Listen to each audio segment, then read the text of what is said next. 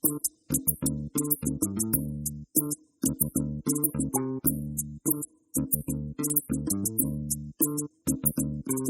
and welcome. I'm your host, Neil Howard. Thank you so much for joining us once again here on Health Professional Radio.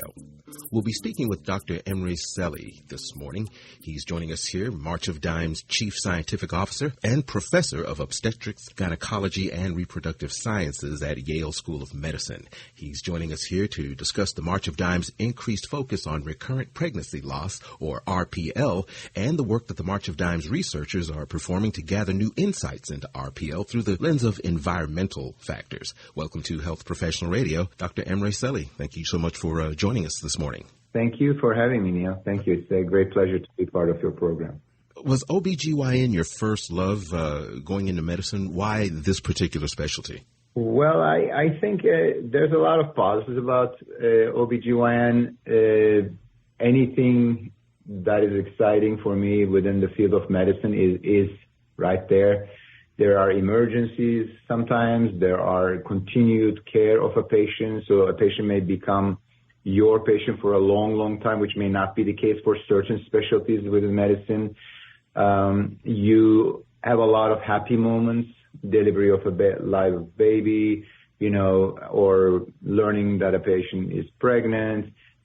I am subspecialized also in infertility, which is yet another area that brings a lot of joy to many patients. So I think it's a really nice area of medicine to work in. So bringing lots of joy, that's obvious plus for you and your patients as well. Yes, it is, definitely. Now, as far as RPL, or recurrent pregnancy loss, explain to us what RPL is and why further research is crucial for this condition.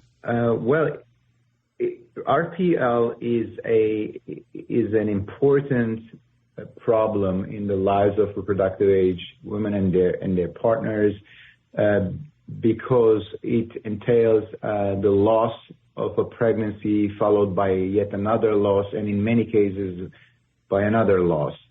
And pregnancy loss, when it's only one, although it's psychologically very taxing, it is not uncommon, and at times it can be considered a way that the nature is trying to protect itself, right? Maybe if there's an issue with the abnormality, maybe there's an issue with the embryo or the fetus, and the nature is trying to protect further harm, and then basically the fetus does not survive. But when this happens more than once, people start thinking that maybe there's an underlying reason for it. And in around 1% to 3% of women, most people accept it's 1%, especially if you use the definition of 3 losses as recurrent pregnancy loss. We have repetitive losses, and then when we evaluate these individuals, in approximately half of them, we can't find the reason. So this is a very frustrating experience for the patients. Losing an unborn child is in itself very stressful, but not finding the scientific reasons behind it is also very stressful to the couples.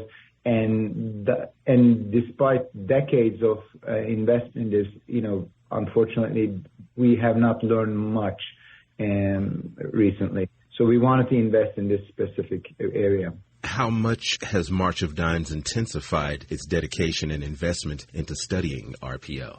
So we are a group that is, March of Dimes focuses on the health of moms and babies. That is what we try to do. We try to decrease mortality and morbidity that is preventable, and we try to end the health inequities in this field, which are many, by the way. But recurrent pregnancy loss obviously fits into this category. We don't have unlimited resources in this specific question, and even more specifically, the potential impact of environmental factors in causing recurrent pregnancy loss was brought on by a donation from a couple who experienced many losses themselves. And they initiated this research endeavor. They wanted to use our expertise in research in the health of moms and babies are big research network. So they invested in Marshall Studies, and we organized and initiated a research program in 2 large centers. What types of new insights are you gaining taking this environmental factor approach? And what other approaches were taken prior to this looking at environmental factors that affect RPL? Well, that's a very good question. I'll try to. So the second part is it could be a long response, but to date, what we know is that some people may have, some individuals, some couples may have chromosomal abnormalities in their body that may be the reason for losses. That accounts for around 5%. Some people may have issues with their uterus that may be the reason for losses. Some others may have some clotting issues or, acquired immunological problems that may be causing losses. But again, these only account for 50% of the losses. The theory behind this current investment, current research program is that our environment affects us. What we eat, what we breathe, how we're treated, the medications we take, affects us, affects our genes, affects our epigenome, which is like a one higher level of looking at your gene function. And based on that theory, we collaborated, or we funded 2 very, very successful groups. One is a group in University of California, San Francisco.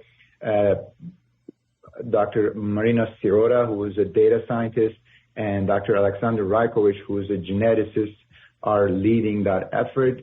What they are doing is they're using the data that gathered through their NIH-funded research, the DNA samples and patients who were included in that study. They're collaborating that with the exposome data, which means what we're exposed to every day, the environmental data for these patients, and then they're generating data sets on the molecular changes that happens in these individuals, which may then lead to recurrent pregnancy loss.